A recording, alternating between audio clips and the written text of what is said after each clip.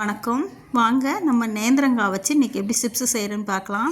அதுக்கு ஒரு 15 நேந்திரங்காய் எடுத்து வச்சுருக்கேன். நேந்திரங்காயை உரிக்கிறதுக்கு முன்னால் கையில் தூள் உப்பு தடவிக்கலாம். தூள் உப்பு தடவிட்டு உரித்தோன்னா தான் கையில் கரை படியாது. இப்போ நான் எல்லா நேந்திரங்காயும் உரித்து தண்ணியில் போட்டு வச்சுக்கிறேன். தண்ணியில் போட்டு வச்சுக்கிட்டு நம்ம இருப்பு சட்டியில் எண்ணெய் ஊற்றி எண்ணெயை காய வச்சுட்டு அதுக்கப்புறம் ஒரு 2 ஸ்பூன் தூள் உப்பு போட்டு தண்ணியில் கரைச்சி வச்சுக்கிறேன்.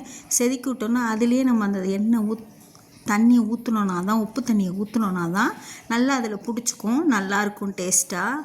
அந்த மாதிரி நான் எண்ணெய் காஞ்சோன்னே இப்போ அதிலே வச்சு செதுக்கி விட்டுறேன். வாழைக்காயை தனியாக செதுக்கி போட்டோன்னா அவ்வளோ டேஸ்ட்டு கிடைக்காது. அந்த மாதிரி செதுக்கி விட்டுட்டு ஒரு ஸ்பூன் உப்பு தண்ணி ஊற்றி நல்லா 2 பக்கமும் பெரட்டி விட்டு நல்லா வெந்ததுக்கப்புறம் நம்ம நல்லா கலன்னு சவுண்டு வரணும் எண்ணெயிலேருந்து. அந்த மாதிரி இருக்கிறப்ப எடுத்தோன்னா நல்லா நம்ம கடையில் விற்கிது பார்த்திங்களா, அந்த மாதிரியே டேஸ்ட்டு கிடைக்கும். நீங்களும் இந்த மாதிரி செஞ்சு பாருங்கள். நல்லா மஞ்சளாக நல்லாயிருக்கும் சிப்ஸு. மஞ்சள் தண்ணியெல்லாம் ஊற்ற தேவையில்லை. இதுவே நல்லா திரட்சியான காயாக இருந்தால் நல்ல டேஸ்ட்டாக நல்லாயிருக்கும்.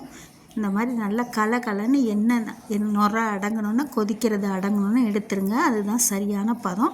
இந்த மாதிரி நீங்களும் செஞ்சு பாருங்கள். தேங்க்ஸ் ஃபார் வாட்சிங். சேனல் பிடிச்சிருந்தா லைக் பண்ணுங்கள், ஷேர் பண்ணுங்கள், சப்ஸ்கிரைப் பண்ணுங்கள்.